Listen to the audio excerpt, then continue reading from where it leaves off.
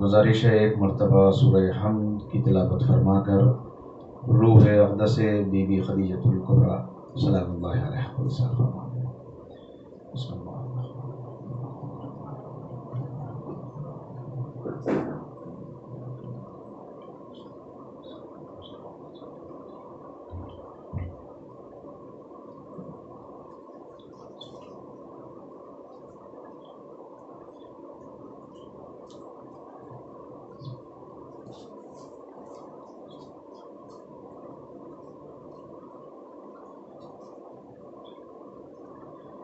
حضرات ایک مرتبہ سورہ حمد اور 3 مرتبہ سورہ توحید کی تلاوت فرما کر مرحوم اصغر حسین جعفری ابن افضل حسین جعفری کی روح کو ارسال فرماتے ہیں۔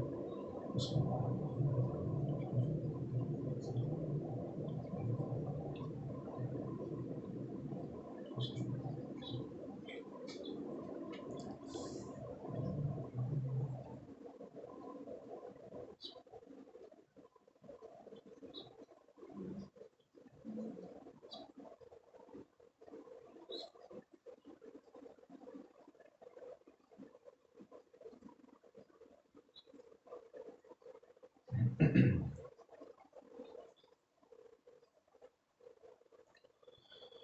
اعوذ باللہ من الشیطان اللعین الرجیم، بسم اللہ الرحمن الرحیم، الحمد للہ رب العالمین وبہ نستعین وهو المعین، والصلاة والسلام على سید الانبیاء والمرسلین، سیدنا ونبینا وشفیع ذنوبنا وطبیب قلوبنا وبالقاسم محمد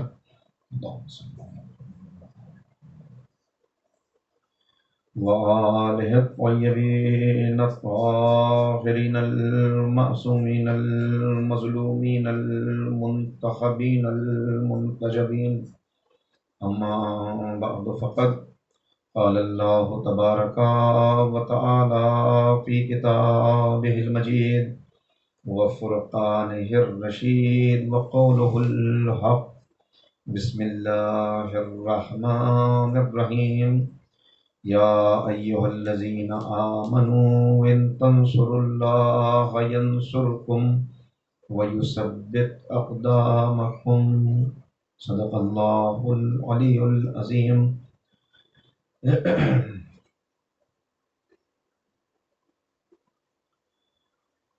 سامعین محترم، قرآن کریم کا 47واں سورہ سورہ محمد، جس کی آیہ کریمہ جو میں نے آپ کی خدمت میں تلاوت کی، اس میں اہل ایمان سے خطاب ہو رہا ہے۔ ایک تقاضا ہے جو اللہ رب العزت کلمہ گویوں سے، ایمان لانے والوں سے کر رہا ہے، اور اس کے نتیجے میں ایک وعدہ ہے جو کیا جا رہا ہے۔ تقاضا کیا ہے؟ یا ایھا الذین آمنوا ان تنصروا اللہ، اے صاحبان ایمان اللہ کی نصرت کرو۔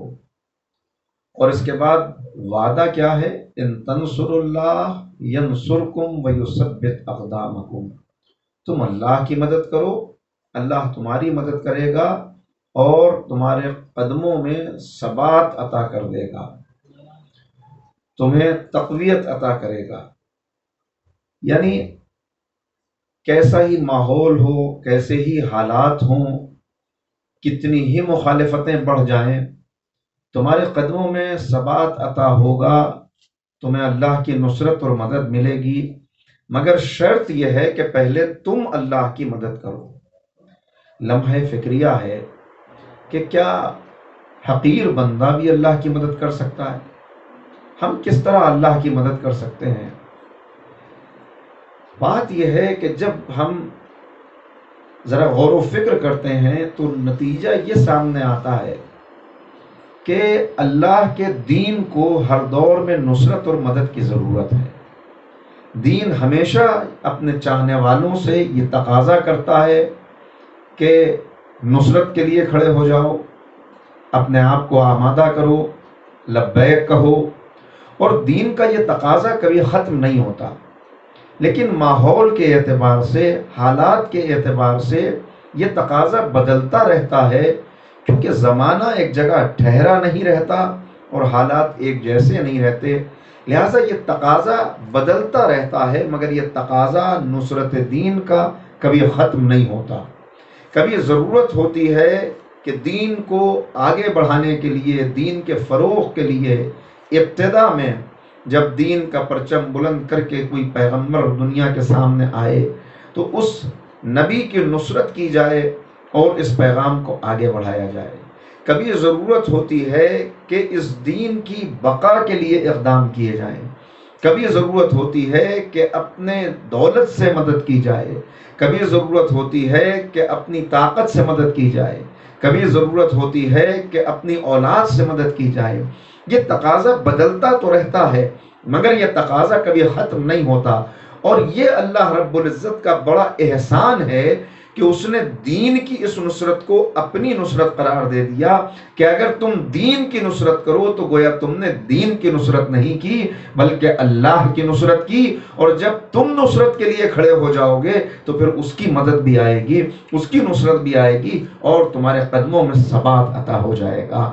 عزیزان محترم، اگر دین کی نصرت کرنے والوں کی فہرست مرتب کی جائے کہ آج تک دین کی نصرت کرنے والے کس کس انداز سے میدان میں آئے، کس کس طرح دین کی نصرت کی، تو روز اول سے لے کر آج تک دو ہستیاں ایسی نظر آئیں گی کہ جن کی اگر ابتدا میں نصرت شامل حال نہ ہوتی تو آج دین اسلام کا کہیں سراغ بھی نہ ہوتا. یہ دو ہستیاں محسن اسلام حضرت ابو طالب علیہ السلام اور ام المومنین جناب خدیجہ طاہرہ سلام اللہ علیہا، کس انداز سے انہوں نے نصرت کی ہے. دیکھیے، میں نے عرض کیا کہ نصرت کا تقاضا کبھی ختم نہیں ہوگا، لیکن نصرت کس دور میں کس انداز سے کی جائے یہ طے کرے گا ماحول، حالات، اور اس وقت جس طرح کی بھی ضرورت ہوگی مدد کی اس کے لیے کھڑا ہو جانا. یہی ایک مومن کی شان ہے، یہی انداز ہے. اور نصرت کرنے والے آتے رہیں گے، اس لیے کہ ہر دور میں ہم سے لبیک کا تقاضا ہے. لیکن جس انداز سے جناب خدیجہ طاہرہ نے نصرت کی ہے، کیا عظمت ہے اس بی بی کی، کیا شان ہے، کیا طریقہ ہے نصرت کا. اگر ذرا سا اس کے اوپر توجہ کی جائے تو ہمیں پلٹنا پڑے گا تاریخ میں اور پہلے یہ دیکھنا پڑے گا کہ کس طرح اس بی بی کی عظمت کا بیان پیغمبر اکرم نے کیا ہے. حضور سرور کائنات حضرت محمد مصطفیٰ صلی اللہ علیہ وآلہ وسلم، اللہم صلی اللہ علیہ وسلم، جس انداز سے پیغمبر اکرم تذکرہ کرتے ہیں شہزادی کا اور جس طرح خراج عقیدت پیش کیا ہے، اسی سے اندازہ ہوتا ہے کہ کتنی عظیم خاتون ہے کہ جس نے پیغمبر کی نصرت کی. ہر مرحلے کے اوپر نہ صرف دولت سے بلکہ قلبی تقویت عطا کر کے ہر میدان کے اوپر شہزادی پیغمبر اکرم کی اور دین اسلام کی ایسی نصرت کرتی ہوئی نظر آتی ہیں کہ اگر تاریخ اسلام سے خدیجہ طاہرہ کی شخصیت کو الگ کر دیا جائے تو ممکن ہی نہیں ہے کہ اسلام کا یہ شجر اس طرح چھتنار درخت کے طور پہ ہمارے سامنے آئے. اس گلشن کے اوپر بہار آتی ہوئی نظر نہیں آئے گی اگر شہزادی کونین کی شخصیت کو ایک لمحے کے لیے بھی الگ کر دیا جائے. یہی وجہ ہے کہ جب پیغمبر اکرم کو یہ تانا دیا گیا، تاریخ پہ جن کی نظر ہے وہ بہتر جانتے ہیں کہ کیسے کیسے پیغمبر اکرم سے گفتگو کی جاتی تھی. جب یہ کہا گیا کہ آپ ایک ضعیف عورت کے لیے، ایک ایسی بیوی کے لیے کہ جو اب دنیا سے جا چکی ہے، اتنا زیادہ اس کا غم کرتے ہیں، اتنا زیادہ غم گساری، اتنا زیادہ تذکرہ، اتنا زیادہ محبت کہ ملتا ہے روایات میں کہ جب بھی پیغمبر اکرم کے گھر پر گوشت بنتا تھا، جب بھی گوشت گھر پہ کہیں سے تحفہ آیا یا گوشت پکایا گیا تو آپ نے جناب خدیجہ طاہرہ کو یاد کیا اور فوراً جناب خدیجہ کی سہیلیوں کو، جناب خدیجہ کے رشتہ داروں کو اس گوشت کا حصہ پہنچاتے تھے، جس سے کچھ لوگ ناخوش ہو کے کہتے تھے کہ کیوں اس ضعیف خاتون کا اتنا تذکرہ کرتے ہیں۔ ایک مرتبہ بس جلال کے عالم میں پیغمبر اکرم نے کہا یار تم کیا جانو کہ خدیجہ کیا ہے؟ خدیجہ طاہرہ وہ اس بی بی کا نام ہے کہ جس نے اس وقت میری نصرت کی جب لوگ میرا انکار کر رہے تھے، اس وقت میری تصدیق کی کہ جب لوگ میری تکذیب کر رہے تھے، اس وقت سہارا دیا کہ جب اسلام کا کوئی سہارا نہ تھا، اور اسی بی بی کے ذریعے سے اللہ نے کوثر کا جو وعدہ کیا تھا کہ ہم آپ کو کوثر عطا کریں گے، سر چشمہ کوثر کوئی ذات قرار پاتی ہے تو حضرت خدیجہ طاہرہ قرار پاتی ہیں۔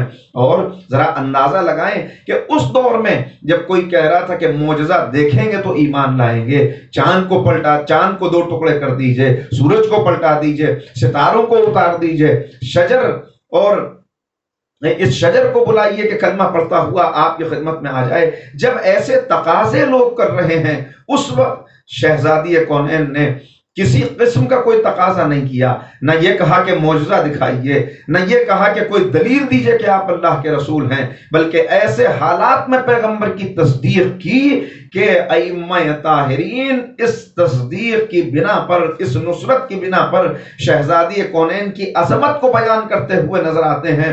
تو عظمت یہ سامنے آتی ہے اگر تاریخ کے جھروکوں سے دیکھیں کہ 1,24,000 انبیاء کے بعد جو منتخب ترین ہستیاں ہیں وہ اگر کسی کو باعظمت ہونے کی سند دیتی ہیں تو وہ حضرت خدیجہ طاہرہ ہیں۔ ہمارے پاس زیارت وارثہ موجود ہے، زیارت عاشورہ بھی معصوم نے تعلیم کی ہے، زیارت وارثہ بھی معصوم نے تعلیم کی ہے۔ حالانکہ زیارت عاشورہ تو حدیث قدسی ہے کہ جو جبریل امین لے کے نازل ہوئے، اللہ نے اس کی تعلیم دی مگر معصومین کے ذریعے سے ہم تک پہنچی، مگر زیارت وارثہ امام جعفر صادق علیہ السلام کے ذریعے ہم تک پہنچی۔ امام تعلیم دیتے ہیں اور اس زیارت وارثہ کے فقرے کیا ہیں؟ سلام کرتے ہیں کس انداز سے؟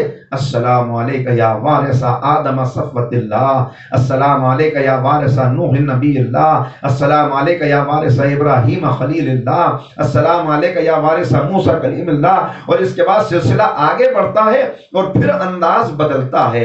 اب تک تو وراثتوں کا اعلان ہو رہا تھا، اے انبیاء کے وارث سلام، آدم کے وارث، نوح کے وارث، ابراہیم کے وارث، موسیٰ کے وارث، عیسیٰ کے وارث، محمد عربی کے وارث، آپ پر سلام۔ مگر اب انداز بدلا، اور اب کیا انداز بدلا؟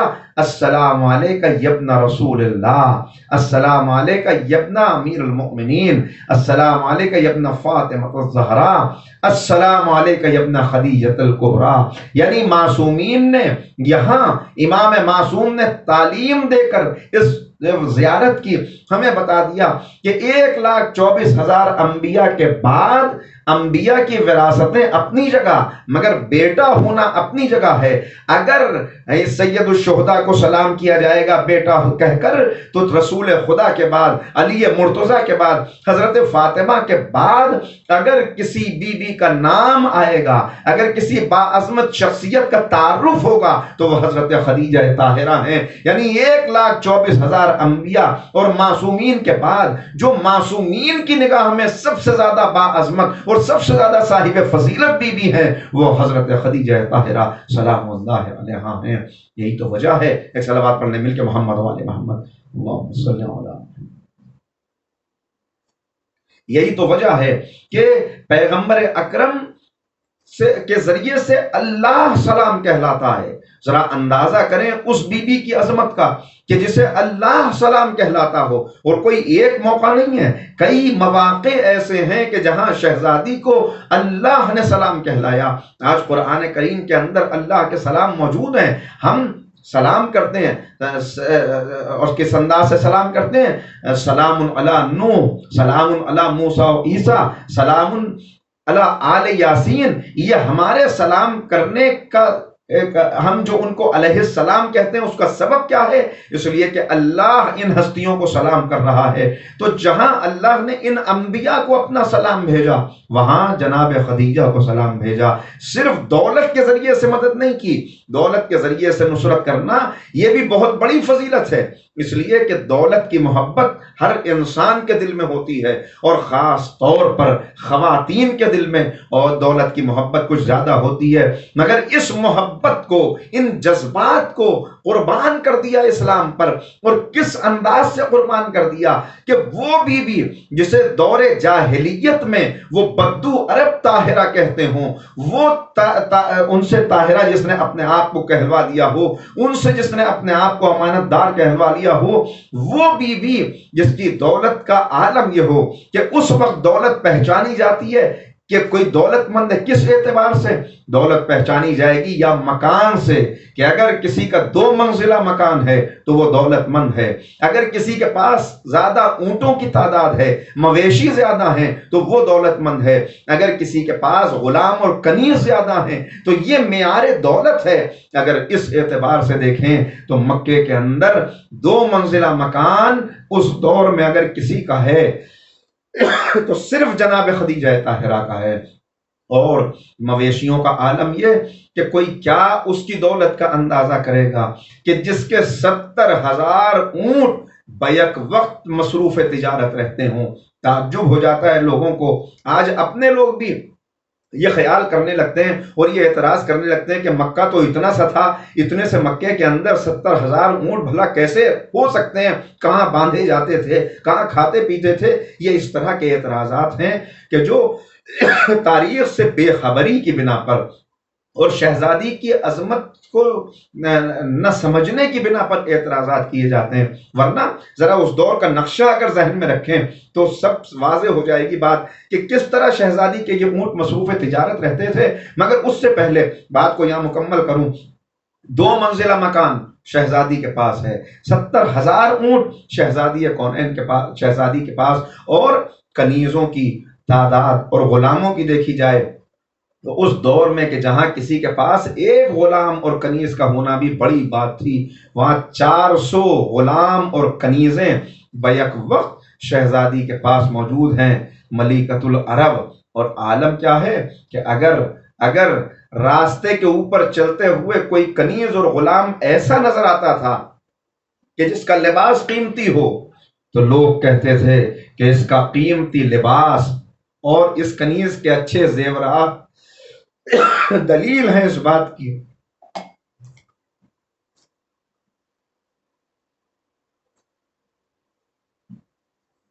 یہ اچھا لباس اور یہ زیورات دلیل ہے اس بات کی کہ ہو نہ ہو یہ جناب خدیجہ کا غلام ہے، یہ جناب خدیجہ کی کنیز ہے، اس لیے کہ ان کے علاوہ کوئی اپنے غلاموں اور کنیزوں کو اتنی اچھی طرح سے رکھ نہیں سکتا۔ تو جہاں یہ معیارات ہوں اور یہاں یہ چیزیں موجود ہوں، اس دور کے اندر شہزادی کا عالم کہ ابھی دور جاہلیت ہے، ابھی اسلام کا اعلان نہیں ہوا ہے، دین حنیف موجود ہے، مگر پیغمبر ابھی مبعوث برسالت نہیں ہوئے، مگر اس وقت بھی شہزادی نے ایک دار المساکین بنایا ہوا تھا۔ اسی لیے آپ کو ام الیتامہ بھی کہا جاتا ہے کہ کہیں کوئی بچہ اگر یتیم ہو جاتا تھا یا شہزادی کو کہیں یہ پتا چل جاتا تھا کہ فلاں شخص اپنی بیٹی کو زندہ درگور کرنے والا ہے تو شہزادی اپنے نمائندوں کو وہاں بھیجتی تھی، اس بیٹی کو حاصل کر کے اپنے گھر پر جو دار المساکین، جو ایک جگہ باقاعدہ آپ نے مقرر کی ہوئی تھی جہاں پر یتیموں اور اس طرح کے بے سہارا بچوں کی پرورش کی جاتی تھی، وہاں یہ دور جاہلیت میں شہزادی کا کردار ہے۔ کیا کردار ہے کہ لوگ کہتے تھے کہ اگر کسی کو بے سود پیسہ لینا ہے، پاکیزہ پیسہ کسی کو چاہیے تو حضرت خدیجہ کے در پہ چلے جاؤ، اس لیے کہ جتنی دولت اللہ نے انہیں دی ہے اتنی ہی سخاوت بھی انہیں عطا کی ہے۔ کمزور تاجر جو اپنی تجارت شروع کرنا چاہتے ہیں اور جن کے پاس کوئی سہارا نہیں ہے، جن کے پاس کوئی گارنٹی دینے والا نہیں ہے کہ کوئی ان کو مال تجارت ادھار دے دے، وہ جناب خدیجہ کے در پہ آتے تھے اور یہ شہزادی کا کردار، یہ اخلاق، یہ کرم، یہ سخاوت، یہ ایثار، کہ یہ درد مندی کہ جو بھی آپ کے در پہ آ گیا آپ نے کبھی اس کو مایوس نہیں کیا، کبھی نامراد نہیں لوٹایا۔ مگر ایک سوال یہاں پہ پیدا ہوتا ہے کہ یہ دولت، اتنی دولت آخر جناب خدیجہ طاہرہ کے پاس کہاں سے آئی؟ ایک تاریخی بحث ہے، مجھے اس تفصیل میں نہیں جانا، لیکن تھوڑا سا مختصراً عرض کرتا ہوں۔ تاریخ میں پیچھے پلٹ کے ہمیں جانا پڑے گا۔ جناب اسماعیل کے ایڑیاں رگڑنے سے جب زمزم کا چشمہ جاری ہوا، اس وقت جناب ہاجرہ نے وہیں پہ قیام کیا تھا جناب ابراہیم کے حکم سے۔ لقدق صحرا کے اندر جناب ابراہیم اپنی جوان زوجہ اور شیرخوار بچے کو چھوڑ کے چلے گئے، حکم خدا تھا۔ یہ عزم جناب ہاجرہ کا کہ جناب ہاجرہ نے کوئی سوال نہیں کیا۔ پھر واقعات آپ کے پیش نظر ہیں، بچے کو پیاس لگی، ماں نے بچے کی پیاس کو دیکھ کر صحرا میں دوڑنا شروع کیا۔ صحیح آج جو ہم کرتے ہیں حج میں وہ اسی کی پیروی ہے۔ چشمہ جاری ہوا، چشمہ جب پانی ابلا تو اسے دیکھ کے کچھ پرندے جمع ہو گئے، پرندوں کو دیکھ کر قافلے آنے لگے۔ قافلوں نے جناب ہاجرہ سے اجازت چاہی کہ اگر آپ اجازت دیں تو ہم بھی یہیں پہ قیام کر لیں۔ آپ نے اجازت دی، قافلوں نے آ کے قیام کرنا شروع کیا۔ ایک کے بعد ایک قافلہ آ رہا ہے، مکے کی آبادی بڑھ رہی ہے، مگر جناب ہاجرہ کی شرط ہے۔ شرط کیا ہے کہ ایک تو کعبے کی ذمہ داری، کعبے کا انتظام ہمیشہ اولاد اسماعیل کے ہاتھ میں رہے گا۔ دوسرے، کعبے کے خانہ کعبہ کے قریب کی جو جگہ ہیں وہاں پر اولاد اسماعیل آباد ہوگی، اور دوسرے لوگوں کو باہر کے علاقوں میں آباد ہونا ہوگا۔ قافلے آتے رہے، یہ شرائط مانی جاتی رہی، ان پہ عمل ہوتا رہا، لیکن قافلوں کی آمد جب بڑھی تو ایک وقت وہ آیا کہ جناب اسماعیل کی اولاد اقلیت میں چلی گئی، باقی لوگ اکثریت میں آ گئے۔ اکثریت کو یہ بات قبول نہیں کہ کیوں ان چند لوگوں کو، مختصر لوگوں کو پرائم لوکیشن کے اوپر، اتنی بہترین جگہ کے اوپر خانہ کعبہ کے پاس رہنے دیا جائے۔ لہٰذا آہستہ آہستہ اس اقلیت کے اوپر ظلم ہونا شروع ہوا۔ اس ظلم کے نتیجے میں انہوں نے، یعنی اولاد اسماعیل نے ہجرت کرنی شروع کی۔ ہجرت کر کے ان میں سے کچھ لوگ شام چلے گئے، کچھ لوگ یمن چلے گئے۔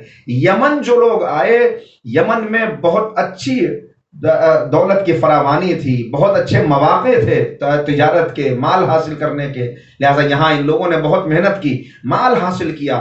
یہ مال حاصل کر کے بہت خوشحال ہو گئے، بڑی تجارت ان کی چل نکلی۔ لیکن ایک خرابی تھی، یمن وہ جگہ تھی کہ جہاں عیسائیت کا زور تھا۔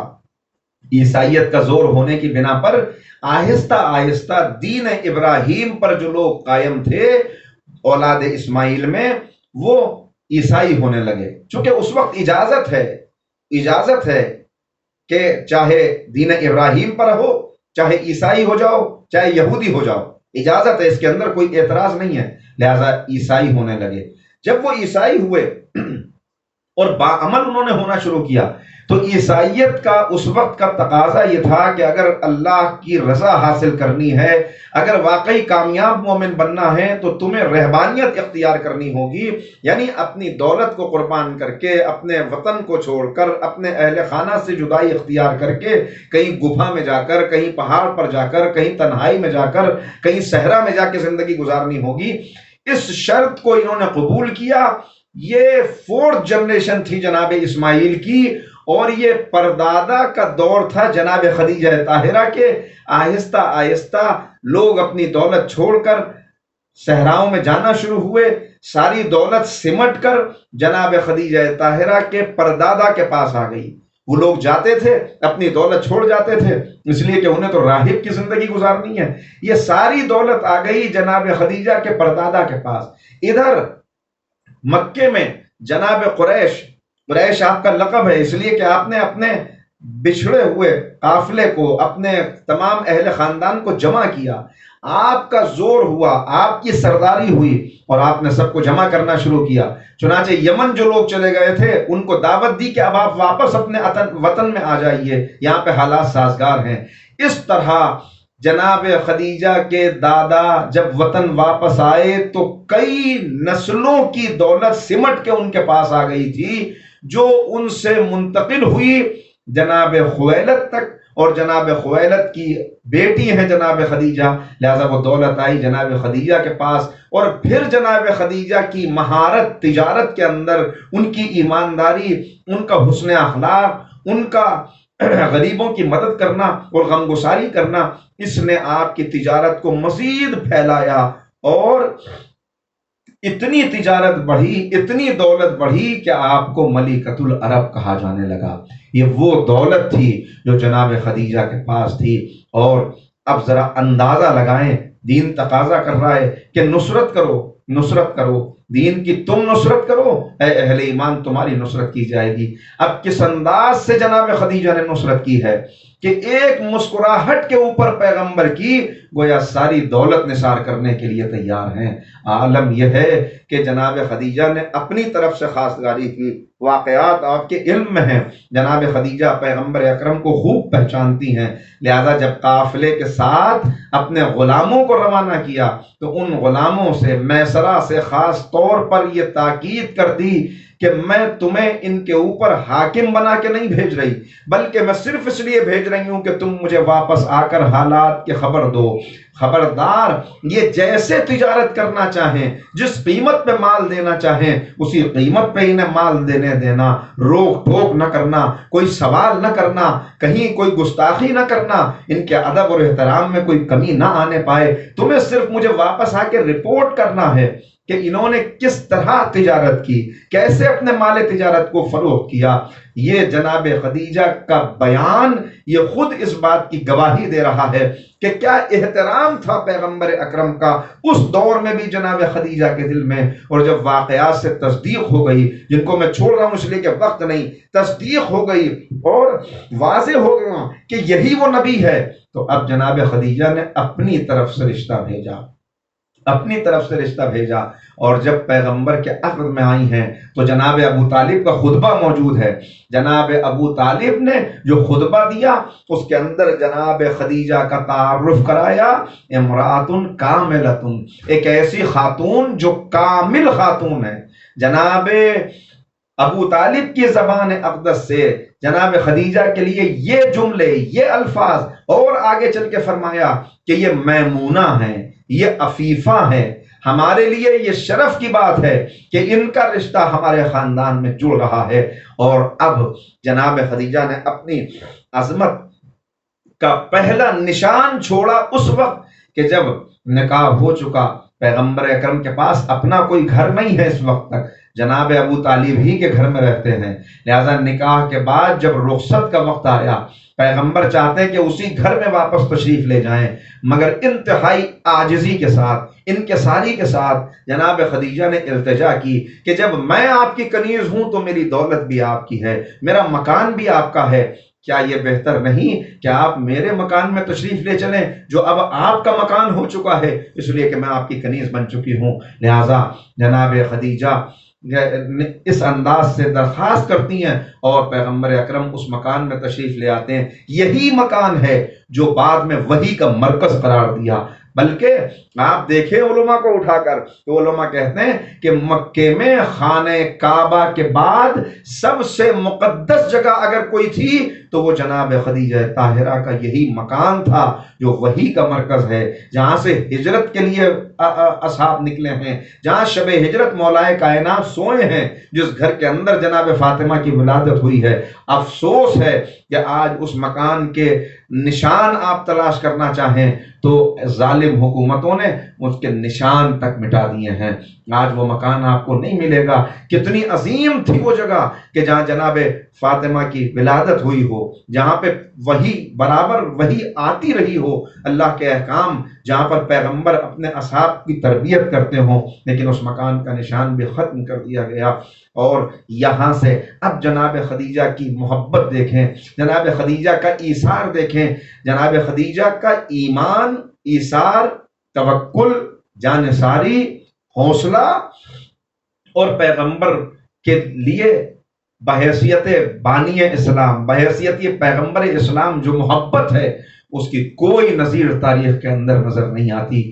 ذرا سا آگے بڑھیں تو آپ کو نظر آئے گا کہ اب پیغمبر اکرم ایک دن تشریف لائے گھر میں آئے ہیں تو عجیب عالم ہے، پیغمبر نے اپنے دونوں رخساروں پر ہاتھ رکھے ہوئے ہیں، گھر کے اندر داخل ہوئے، شہزادی نے دیکھا، ایک مرتبہ تڑپ گئی، سمجھ گئی کہ کوئی ظلم پیغمبر کے اوپر ہوا ہے، اور آگے بڑھ کے کہتی ہیں کہ یا رسول اللہ، یا آپ نے اپنے رخساروں پہ ہاتھ کیوں رکھے ہوئے ہیں، یا آپ کا چہرہ مرجھایا ہوا کیوں ہے، یا آپ اتنے پریشان کیوں ہیں، مجھے بتائیے، میرا دل بے چین ہے کہ آپ کا یہ عالم دیکھ کر۔ پیغمبر نے اپنے رخسار سے ہاتھوں کو ہٹایا تو جناب خدیجہ نے دیکھا کہ رخسار کے اوپر تماچے کا نشان موجود ہے، تماچے کا نشان موجود ہے، بس ایک مرتبہ بے چین ہو گئی۔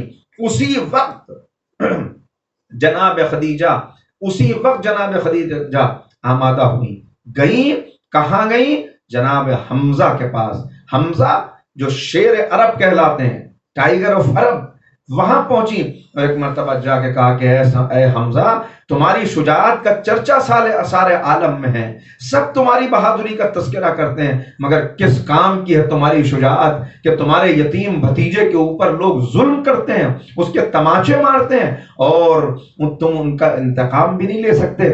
بس یہ سننا تھا کہ جناب حمزہ یہ موقع ہے، حالانکہ جناب حمزہ کے ایمان کا اظہار کرنے کے کئی واقعات ملتے ہیں، لیکن یہاں معلوم ہوتا ہے کہ جناب حمزہ یہاں سے چلے، فوراً پہنچے اور خانہ کعبہ میں جا کر، جہاں سارے قریش کے سردار بیٹھے ہوئے ہیں، صنادید عرب موجود ہیں، وہاں پہنچ کے ایک مرتبہ بڑے گرجدار لہجے میں کہا کہ تم نے یتیم عبداللہ کو تنہا سمجھ کر اس کے اوپر ظلم کیا ہے، لیکن یاد رکھو آج سے میرا عقیدہ بھی وہی ہے جو میرے بھتیجے کا عقیدہ ہے، آج سے میں بھی اس وحدہ لا شریک کا کلمہ پڑھتا ہوں، اور اگر کسی نے محمد کے اوپر ظلم کیا، اگر کسی نے میرے بھتیجے کے اوپر گرم نگاہ ڈالی، تو پھر یاد رکھنا کہ حمزہ کی تلوار اس کا انتقام لینے کے لیے موجود رہے گی۔ یہ جناب خدیجہ کی دلائی ہوئی رغبت ہے، جس کے نتیجے میں جناب حمزہ دائرہ اسلام میں داخل ہوئے۔ کتنی طاقت ہے جو بڑھ گئی ہے اس کے بعد، اور شجاعت دیکھیں جناب خدیجہ کی۔ اور ایک مرحلہ پیش کرتا ہوں، عجیب عالم ہے، کوہ صفا کے اوپر پیغمبر اکرم نے لوگوں کو دعوت دی ہے کہ آؤ اب بھی ان بتوں کی پرستش چھوڑ دو، آؤ اب بھی دین حق کی طرف آ جاؤ۔ ادھر تو پیغمبر اعلان کر رہے ہیں، خطبہ دے رہے ہیں، ادھر ابو جہل نے ایک ایسا پتھر آپ کی پیشانی کے اوپر مارا جو دونوں بھموں کے درمیان اتنی زور سے لگا کہ خون کا چشمہ ابل پڑا، خون کا چشمہ ابلا، پیغمبر کو غش آ گیا۔ اپنے زخم کو کچھ دیر کے بعد اپنے زخم کو سنبھالے ہوئے پیغمبر آگے بڑھے۔ اس وقت مولائے کائنات ساتھ میں موجود نہیں تھے، کسی نے علی کو اطلاع دی، ادھر جناب خدیجہ کو اطلاع دی، مولائے کائنات نکلے، جناب خدیجہ نکلی، تلاش کرتے جاتے ہیں کہاں ہیں، پیغمبر کا کہیں پتہ نہیں چلتا۔ آخر تلاش کرتے ہوئے اس جگہ پہ آئے، اوپر پہاڑ پہ مولائے کائنات تلاش کر رہے ہیں، نیچے وادی کے اندر جناب خدیجہ تلاش کر رہی ہیں، اور جناب خدیجہ کا عالم یہ ہے، اضطراب یہ ہے، بے چینی یہ ہے کہ اس اضطراب کی پر گویا سند لگائی کہ اسی وقت پیغمبر کے پاس جبریل امین نازل ہوئے، اور آنے کے بعد کہا یا رسول اللہ، آپ کے فراق میں، آپ کے غم میں، آپ کی کوئی خبر نہ ملنے کی وجہ سے خدیجہ اس وقت بہت بے قرار ہیں، وہ اس وقت بہت بے چین ہیں۔ عالم یہ ہے کہ جلدی جناب خدیجہ تک پہنچیے، کہیں ایسا نہ ہو کہ ان کی روح نکل جائے، اور خدیجہ کو پہلے اللہ کا سلام کہیے گا، پھر میرا سلام کہیے گا، اور پھر جناب خدیجہ سے کہیے گا کہ اللہ نے جنت میں تمہارے لیے ایک ایسا قصر بنایا ہے جس کی چھت سونے کی ہے، جس کی دیواریں یاقوت کی ہیں، اور جو مرکز نور ہے، جسے نور سے اللہ نے مزین کیا ہے۔ جناب خدیجہ کی ملاقات پیغمبر سے ہوئی، زخمی دیکھا، پریشان ہوئی، سہارا دیا مولائے کائنات، اور جناب خدیجہ سہارا دے کر لائے، گھر تک پہنچے۔ جب کفار قریش کو یہ پتا چلا کہ خدیجہ پیغمبر اکرم کو سہارا دے کے اپنے گھر لے گئی ہیں، تو وہ خانہ خدیجہ کے باہر جمع ہونا شروع ہوئے، انہوں نے پتھر مارنا شروع کیے۔ پیغمبر اکرم کو گھر میں محفوظ جگہ پہنچا کر جناب خدیجہ طاہرہ باہر تشریف لائیں، اور اس کے بعد جناب خدیجہ نے جو خطبہ دیا ہے، کہا تمہیں شرم نہیں آتی؟ خلاصہ خطبے کا یہ ہے، تمہیں شرم نہیں آتی؟ تم اس گھر کے باہر پتھر مارنے کے لیے جمع ہوئے ہو جس گھر سے کبھی تم قرضہ لیا کرتے تھے، جس گھر نے تمہیں تجارت میں اس منزل کے اوپر پہنچایا۔ ایسا خطبہ دیا کہ شرمندہ ہو کے تمام بھیڑ منتشر ہو گئی، تمام لوگ اپنے اپنے گھروں کو چلے گئے۔ یہ ہے جناب خدیجہ کی نصرت۔ کیسی نصرت؟ صرف دولت سے نصرت نہیں ہے، ہر اعتبار سے جہاں مردوں کے قدم بھی میدان سے اکھڑ جائیں وہاں جناب خدیجہ معاشرے کے مقابلے پہ کھڑی ہوئی ہیں، پیغمبر کے ساتھ معاشرے کے مقابلے پر ہیں۔ ایک مرتبہ پیغمبر اکرم سے فرماتی ہیں کہ یا رسول اللہ، اگر یعنی اشعار جناب خدیجہ نے کہے جس کا مفہوم یہ ہے کہ یا رسول اللہ، اگر مجھے تمام بادشاہوں کی ساری دولت مل جائے تو یہ سب بیکار ہے اگر مجھے آپ کا ساتھ نہ ملے، یہ سب قربان ہے آپ کے ساتھ پر، اس لیے کہ جسے آپ کا ساتھ مل جائے اسے پھر دولت کی ضرورت کیا ہے۔ یہ تھی جناب خدیجہ کی دولت جو اسلام پر قربان ہوئی، اور کیسے کیسے قربان ہوئی ہے، کس کس انداز سے قربان ہوئی، کہاں چلی گئی یہ دولت۔ پیغمبر اکرم نے اتنا بڑا انقلاب برپا کیا، کیا کوئی انقلاب بغیر دولت کے ہو جاتا ہے؟ کہیں کوئی گڑا ہوا خزانہ نہیں ملا تھا، بلکہ یہی دولت تھی جناب خدیجہ کی، جس کے لیے ورقہ ابن نوفل کو حکم دیا کہ جاؤ، جا کے خانہ کعبہ کے پاس کھڑے ہو جاؤ اور لوگوں سے کہو۔ ورقہ آئے، لوگوں کو مخاطب کیا، کہا آج میں تم سے خدیجہ کے وکیل کی حیثیت سے بات کرنے کے لیے آیا ہوں۔ میرا یہ خطبہ تمہارے درمیان اس لیے ہے کہ میں تمہیں بتا سکوں کہ خدیجہ نے اپنی ساری دولت اپنے شوہر کو ہبہ کر دی ہے، اب انہیں اختیار ہے کہ وہ اس دولت کو جیسے چاہے استعمال کریں۔ اللہ اکبر! اتنے لوگوں کے درمیان اتنی دولت کو اپنے شوہر کو ہبہ کر دینا، اور اس کے بعد کیسی زندگی گزاری، چکی پیس رہی ہیں، گھر کے اندر کام کر رہی ہیں، شاب ابو طالب کے میں درختوں کی چھال چبائی، چمڑا تک چبانے کی نوبت آئی، مگر جناب خدیجہ کی زبان پہ کبھی حرف شکایت نہیں آیا، کبھی ایک مرتبہ بھی کسی بات کا شکوہ نہیں کیا کہ میں نے اسلام کی راہ میں اتنی مصیبتیں برداشت کی، بلکہ ہمیشہ یہی کہتی رہی کہ مجھ سے آپ کی خدمت کا حق ادا نہ ہو سکا۔ اور خدمت کیسی خدمت ہے، کیسی خدمت ہے جناب خدیجہ کی۔ آج بھی جو مومنین زیارت کے لیے جاتے ہیں، اللہ سب کو حج و زیارات سے مشرف فرمائے، جو گئے ہیں انہیں بار بار جانا نصیب ہو۔ آج بھی جب لوگ جاتے ہیں تو ایک جگہ، کون سی جگہ؟ بلند پہاڑی کے اوپر جو غار نظر آتا ہے، غار ہرا، وہاں تک جانے میں مردوں کو پسینہ آ جاتا ہے، ہمت نہیں کر پاتے کہ وہاں تک جائیں۔ جو جاتے ہیں وہ بھی آدھی چڑھائی چڑھنے کے بعد ٹھہر جاتے ہیں، رک جاتے ہیں۔ کم مومنین ہیں جنہوں نے اس جگہ کی زیارت کی ہے جہاں پیغمبر اکرم کے اوپر پہلی وحی نازل ہوئی، مگر اس جگہ کے اوپر جب پیغمبر اکرم قیام کرتے ہیں تو اب وہ خدیجہ جو ملکۃ العرب ہیں، اب ان کے پاس کوئی کنیز نہیں ہے۔ وہ خاتون جو ایک مرتبہ لباس پہننے کے بعد دوبارہ اس لباس کو زیب تن نہیں کرتی تھی، بلکہ اس لباس کو اپنی کنیزوں کو بخش دیا کرتی تھی۔ وہ خاتون جس کا لباس بھی سونے کے تاروں سے سیا جاتا تھا، آج اس کی غربت، بظاہر غربت کا عالم یہ ہے کہ آج اس کے پاس کوئی کنیز نہیں ہے، پورے معاشرے کے مقابلے پہ وہ تنہا ہے، سماج نے بائیکاٹ کر دیا ہے۔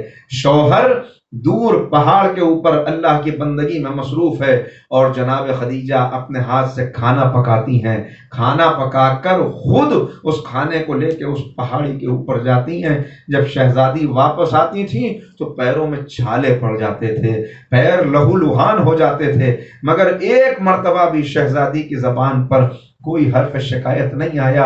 یہی تو وجہ ہے کہ جتنے بھی دین کی نصرت کے لیے اٹھے، جب بھی کسی نے دین کی نصرت کے لیے قیام کیا، ہر ایک نے حوالہ جناب خدیجہ کا ضرور دیا۔ امام حسن حاکم شام کے دربار میں ہیں، خطبہ دے رہے ہیں، کیا عالی شان خطبہ ہے۔ علامہ طبرسی نے اس خطبے کو تاریخ کا سب سے بڑا مناظرہ قرار دیا ہے۔ دشمن کے دربار میں خطبہ دیتے ہوئے امام حسن نے جو آخری جملہ ارشاد فرمایا، وہ جملہ یہ تھا کہ تو ہمارا کیا مقابلہ کرے گا، تو ہندا جگر خارا کا پوتا ہے، میں خدیجہ طاہرہ کا نواسا ہوں۔ ایسے عالم میں جناب خدیجہ کا ذکر کرنا، جناب زینب کی ولادت ہوئی ہے، پیغمبر اکرم تشریف لائے، سوال کیا گیا کہ اس بچی کا نام کیا ہے؟ پیغمبر نے کہا میں اللہ پہ ثبت نہیں کر سکتا، اس کا نام اللہ بتائے گا کہ کیا ہے۔ جبریل امین آئے، نام بتایا گیا کہ اس بچی کا نام زینب ہے۔ نام بتانے کے فوراً بعد پیغمبر اکرم نے کہا جو حاضرین ہیں وہ سن لیں اور اس بات کو ان تک پہنچا دیں جو موجود نہیں ہے کہ اس بچی کو کبھی کوئی اذیت نہ دے، اس لیے کہ میری یہ بچی شبیہ خدیجہ طاہرہ ہے۔ جناب زینب شبیہ خدیجہ طاہرہ ہیں۔ پیغمبر ان الفاظ میں خراج عقیدت پیش کرتے ہیں۔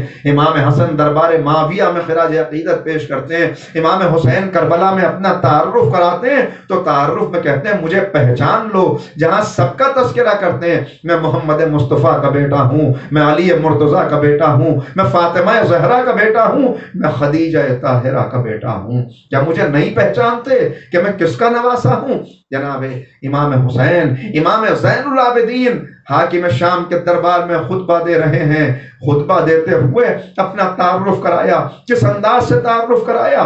پورا خطبہ آپ برابر مصائب میں سنتے ہیں کہ ہم وہ ہیں جنہیں حل و حرم پہچانتے ہیں، ہم وہ ہیں کہ جو میں وہ ہوں جو کعبے کا فرزند ہوں، جو مکے کا فرزند ہوں، جو مدینے کا فرزند ہوں، جو زمزم کا فرزند ہوں، میں وہ ہوں جو محمد مصطفیٰ کا فرزند ہوں، میں وہ ہوں جو انبیاء کا وارث ہوں۔ اور اس کے بعد آگے بڑھ کے کہا کہ میں فاطمہ زہرا کا بیٹا ہوں، میں خدیجہ طاہرہ کا فرزند ہوں۔ جناب زید شہید جو فرزند ہیں امام زین العابدین علیہ السلام کے، وہ خطبہ دیتے ہیں اور اس خطبے کے اندر اپنا تعارف کراتے ہیں کہ ہمیں یہ فخر حاصل ہے کہ حضرت خدیجہ طاہرہ ہم میں سے ہیں۔ پیغمبر اکرم ہر موقع کے اوپر تعارف کرا رہے ہیں۔ پیغمبر فرماتے ہیں جب میں معراج پہ گیا تو میں نے معراج کے سفر میں 70 قصر دیکھے، 70 قصر، اور وہ سب قصر جناب خدیجہ کے تھے۔ ہر قصر کے اوپر قصر خدیجہ لکھا ہوا تھا۔ اسی میں سے ایک قصر تھا جس کے اندر سیب کا وہ درخت کھڑا ہوا تھا کہ جہاں سے سیب توڑ کے پیغمبر اکرم کو جبرائیل امین نے دیا، جس کے ذریعے سے نور حضرت فاطمہ پیغمبر کے صلب میں منتقل ہوا اور پھر رحم حضرت خدیجہ میں منتقل ہوا۔ جناب خدیجہ اس بچی کو اپنا مونس تنہائی ماں سمجھتی ہیں، اس لیے کہ تنہائی میں یہ بچی ماں سے شکم مادر سے گفتگو کرتی ہے اور کیا کہتی ہے؟ اماں گھبرانا نہیں، پریشانی کی بات نہیں ہے، لا تخف ولا تحزن، گھبرانے کی اور غم کی بات نہیں ہے، اللہ میرے بابا کے ساتھ ہے، ان اللہ مع ابی، اللہ میرے بابا کے ساتھ ہے۔ اور اس وقت جناب خدیجہ ارادہ کرتی ہیں کہ جیسے جناب مریم کی والدہ نے مریم کی والدہ نے ارادہ کر لیا تھا کہ میں اس بچے کو خانہ خدا کی خدمت کے لیے وقف کر دوں گی، ایسے ہی آج میں یہ ارادہ کرتی ہوں کہ اس بچے کو وقف کر دوں گی خانہ خدا کی حفاظت کے لیے، خانہ خدا کی خدمت کے لیے۔ ابھی یہ ارادہ کیا تھا۔ امام معصوم فرماتے ہیں، یہ امام سے روایت ہے، امام کہتے ہیں کہ جبریل امین نازل ہوئے اور کہا یا رسول اللہ خدیجہ کو میرا سلام پہنچائیے، اللہ کا سلام پہنچائیے، اور اس کے بعد کہیے کہ اللہ یہ کہتا ہے کہ یہ بچہ آپ کا ضرور ہے مگر یہ آپ کی ملک نہیں ہے، یہ بیٹی جو آپ کے بطن میں ہے یہ اللہ کی ملکیت ہے، لہذا آپ کو اختیار نہیں ہے کہ آپ اس کے بارے میں کوئی منت مانیں، کوئی فیصلہ کریں، اس کے لیے یہ ارادہ نہ کیجئے کہ اسے خانہ خدا کی خدمت کے لیے وقف کر دیں گی، اس لیے کہ اس کے ذریعے سے اللہ پیغمبر کی نسل کو آگے بڑھائے گا اور اسی کے ذریعے سے اپنے خلفاء کا سلسلہ قائم کرے گا، جس میں آخری وہ ہوگا کہ جو اس زمین کو عدل و انصاف سے بھر دے گا جبکہ یہ ظلم و جور سے بھری ہوئی ہوگی۔ تاجیل ظہور کے لیے ایک صلوات پڑھ لیں۔ اللہم صلی علی محمد۔ تو یہ ہے درجہ جناب خدیجہ کا. کون اندازہ کر سکتا ہے کس زبان میں یہ طاقت ہے کہ اس بی بی کی شخصیت کا بیان کر سکے جو صرف تاریخ کا ایک کردار نہیں ہے بلکہ ایسی تاریخ ساز شخصیت ہے کہ جب بھی اسلام کا ذکر ہوگا جناب خدیجہ کی خدمات کا ذکر کیے بغیر وہ باب مکمل ہو ہی نہیں سکتا. آج وہ ایسی خواتین تو آپ کو تاریخ میں ملیں گی، دوسری امہات المومنین بھی ہیں، پیغمبر کی دوسری ازواج بھی ہیں، مگر انہوں نے اسلام سے وظیفہ لیا ہے، اسلام کو کچھ دیا نہیں ہے. خدیجہ وہ واحد خاتون ہیں جنہوں نے اسلام سے کچھ لیا نہیں، جو کچھ تھا وہ اسلام کی راہ میں قربان کر دیا، جو کچھ تھا وہ پیغمبر اکرم پہ قربان کر دیا. یہی وجہ ہے کہ معصومین تعارف کراتے ہیں. امام جعفر صادق علیہ الصلوۃ والسلام اپنے ایک حدیث میں ارشاد فرماتے ہیں کہ اللہ نے 10 خواتین کو اول و آخرین میں چن لیا، اللہ نے 10 خواتین کو منتخب کر لیا اور ان خواتین کو اپنی طرف سے تحفے دینے شروع کیے. جناب حوا کو اللہ نے توبہ کا تحفہ دیا، جناب آسیہ کو صبر کا تحفہ دیا، جناب مریم کو صفوت کا تحفہ دیا، جناب ایوب کی زوجہ جناب رحمہ کو اللہ نے صبر کا تحفہ دیا. بتاتے جا رہے ہیں، جناب بلقیس کو تحفہ دیا، جناب زلیخا کو تحفہ دیا، ایک ایک بی بی کو اللہ نے تحفہ دیا. یہاں تک کہ مولا نے فرمایا 90 مقام پر جب 8 بیویوں کا ذکر کر چکے تو کہا کہ اللہ نے ہماری جدہ ماجدہ جناب خدیجہ طاہرہ کو منتخب کر لیا اور انہیں اپنی رضا کا تحفہ دیا، انہیں اپنی رضا کا تحفہ دیا. ذرا اندازہ تو لگائیں وہ خاتون کہ جسے قرآن آواز دے رہا ہے ان اللہ اشترى من المؤمنین انفسهم واموالهم بان لهم الجنہ، مومنین کے مالوں اور جانوں کو اللہ نے خرید لیا ہے جنت کے عوض. مومنین کے جان اور مال بکتے ہیں تو جنت ملتی ہے، جناب خدیجہ کا پاکیزہ مال قربان ہوتا ہے تو اللہ کی مرضی ملتی ہے، اللہ کی رضا کا تحفہ کا اللہ نے اپنی رضا کا تحفہ دیا. اور پھر امام نے فرمایا دیکھیں یہ خصوصیت بھی یہی جمع ہے کہ اس سے پہلے جو 8 خواتین کا ذکر کیا ان کا الگ الگ کیا، مگر اس گھرانے سے فرمایا کہ ایک جناب خدیجہ کو منتخب کیا، دوسرے جناب فاطمہ کو منتخب کیا. خدیجہ کو اپنی رضا کا تحفہ دیا اور ہماری دادی حضرت فاطمہ کو اللہ نے علم کا تحفہ دیا. ذرا اندازہ کریں، علم کا تحفہ دیا. ہو سکتا ہے کوئی سوچنے والا یہ سوچنے لگے یا ذہن میں یہ تصور آ جائے کہ شہزادی کو علم ملا مگر صبر تو انہیں مل گیا، استقامت تو انہیں مل گئی، یعنی باقی تحفے تو تقسیم ہو چکے، حکمت تو انہیں مل گئی، حسن تو انہیں مل گیا. مگر یاد رکھیے علم، پیغمبر فرماتے ہیں کہ جب بھی علم کہیں آتا ہے تو تنہا نہیں آتا بلکہ علم اپنے ساتھ ساری خوبیاں لے کر آتا ہے. یعنی جو الگ الگ تحفے سب کو ملے تھے، جسے علم ملا اسے حکمت بھی مل گئی، عقل بھی مل گئی، رضا بھی مل گئی، اللہ کی مرضی بھی مل گئی. جب ساری بیویوں کو جو تحفے الگ الگ ملے وہ جب جمع ہوئے تو حضرت فاطمہ زہرا سلام اللہ علیہا کی ذات میں جمع. یہ ہے شخصیت. کس زبان میں طاقت ہے کہ ان کی مدح کا حق ادا کر سکتے؟ کون بتا سکتا ہے؟ عزیزو، اپنے جذبات کو قربان کر دینا، اپنی جوانی کو قربان کر دینا، اپنی دولت کو قربان کر دینا، اور ان سب سے زیادہ مشکل بات ہوتی ہے کسی کا اپنے سوشل اسٹیٹس کو قربان کر دینا. انسان پھر بھی دولت قربان کرنے کے لیے تیار ہو جاتا ہے، لیکن آج ہمارے سامنے جو سب سے بڑے مسائل ہیں، آج ہمارے سامنے جو مسائل ہیں وہ یہ ہیں کہ ہمارے لیے اگر کہیں سوشل اسٹیٹس کا مسئلہ آ جائے تو ہم اپنا سماجی مرتبہ قربان کرنے کے لیے تیار نہیں ہوتے. مگر ملکۃ العرب جس نے اپنی دولت بھی قربان کی، اپنی حیثیت بھی قربان کر دی، جو ملکۃ العرب کہلاتی تھی، اب اس کا عالم یہ ہے کہ گھر میں تنہا ہے. دولت ختم نہیں ہوئی لیکن دولت تو اسلام کو دے چکی ہے. اب گھر کا عالم یہ ہے کہ بیوی کے پاس ایک نیا لباس بھی نہیں ہے کہ کسی شادی میں اگر شرکت کرنے کا موقع آ جائے تو وہاں نیا لباس دے ویتن کر سکیں.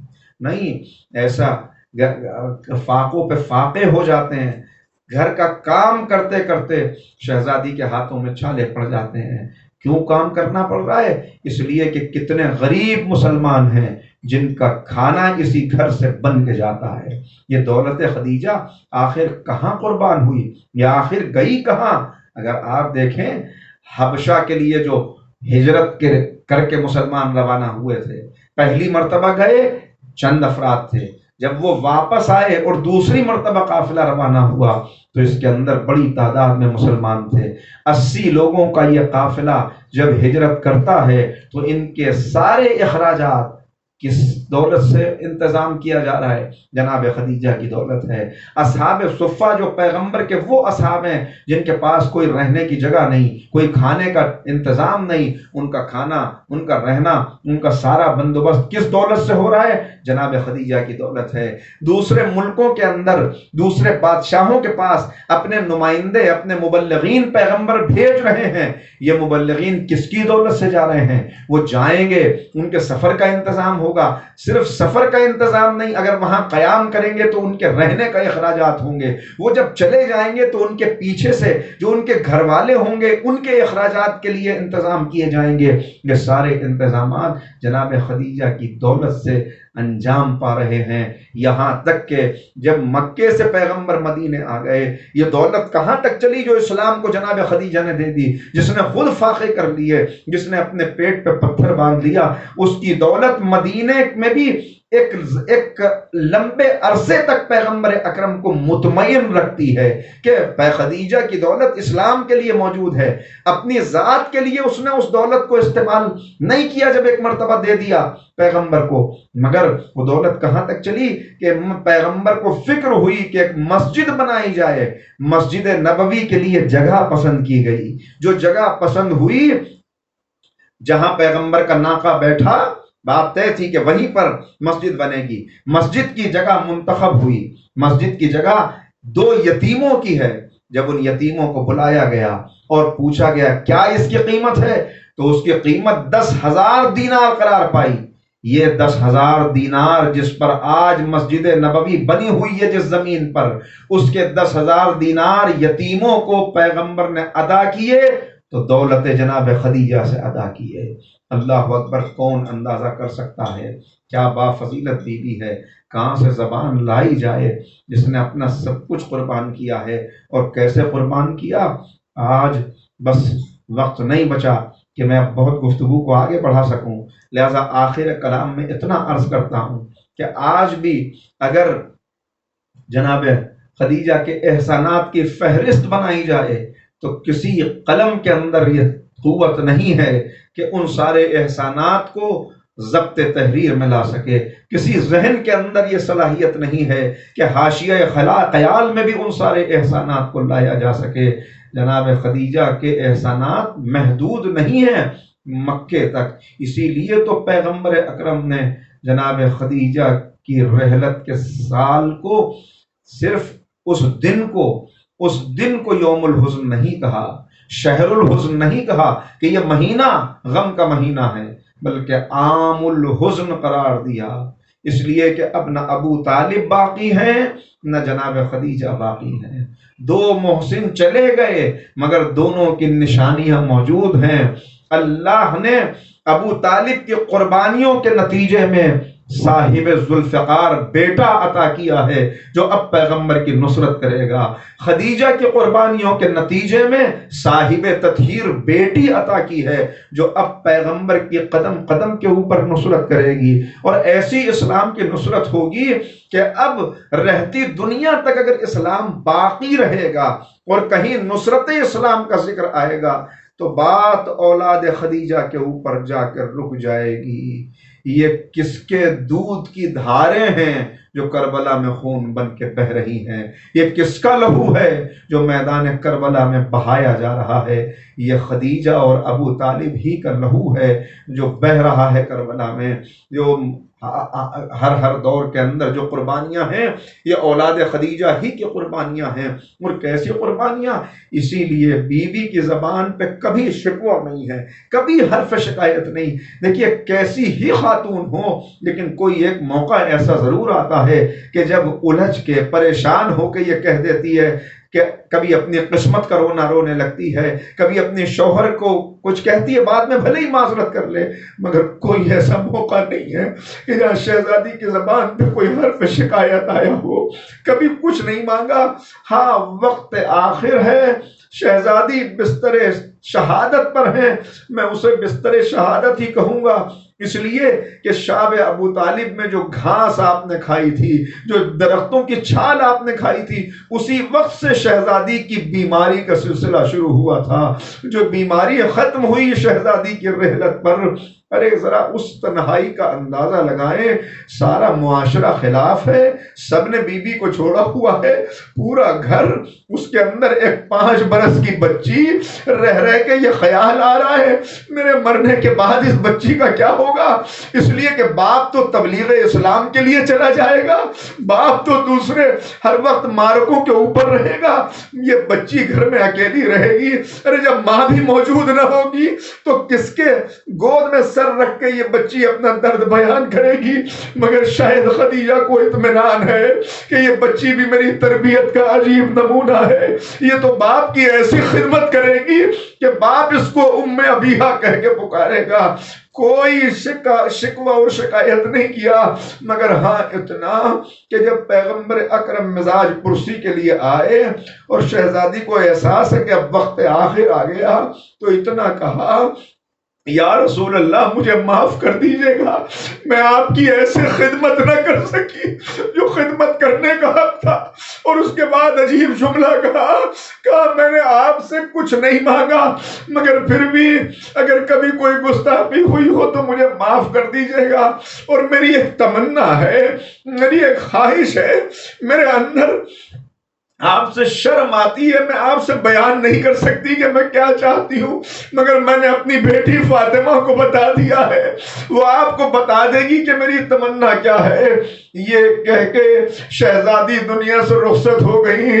رسول اللہ نے سوال کیا فاطمہ تمہاری اماں کیا چاہتی تھی؟ کہا اماں کی آخری خواہش یہ تھی کہ آپ انہیں اپنے کرتے میں کفن دیں، اپنے کرتے میں کفن دیں.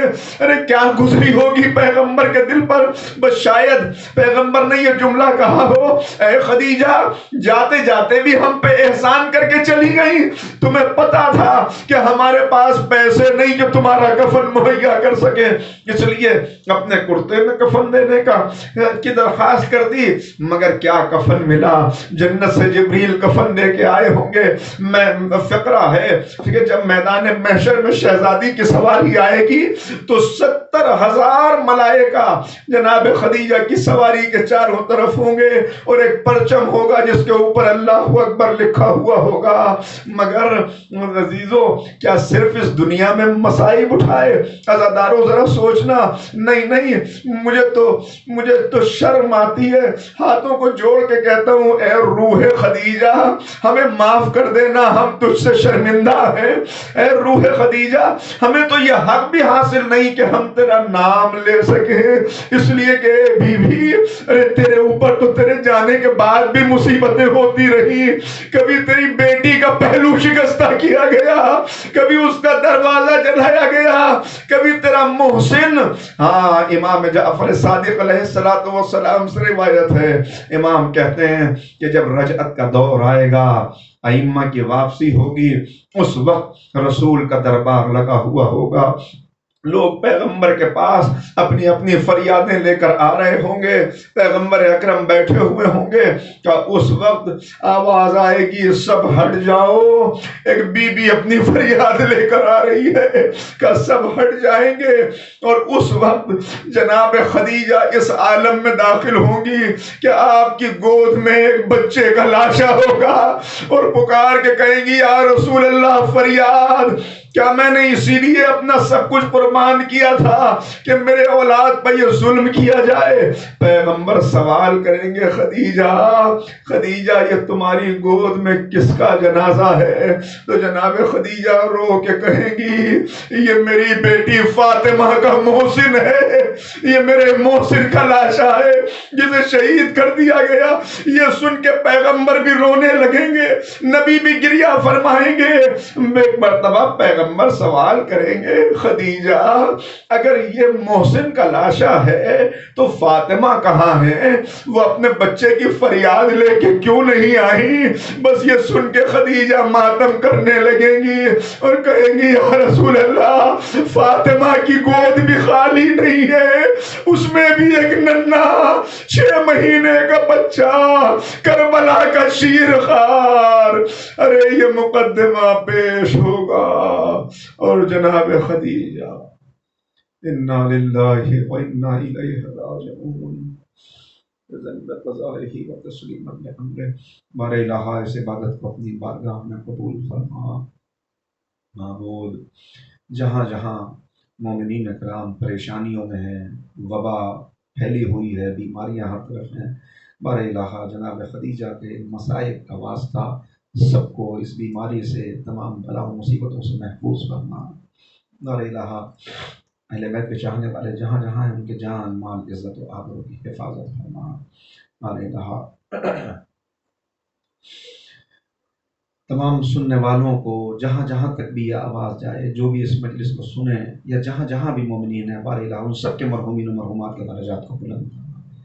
بالخصوص آج کے ہمارے تمام ذاکرین جنہوں نے سوزخانی کی، جنہوں نے سلام پڑھے، میں نے آپ سب کے سلام سنے، پورے نہیں سن سکا لیکن کچھ کچھ سنے۔ اللہ تعالیٰ آپ کو بہترین اجر عنایت فرمائے اور آپ کے مرحومین و مرحومات کے درجات کو بھی بلند فرمائے۔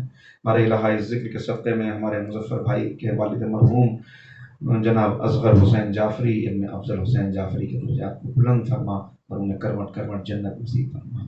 بار الہ امام کے ظہور میں تعجیل فرما، ہمیں امام کے انصار و ایوان میں شمار فرما۔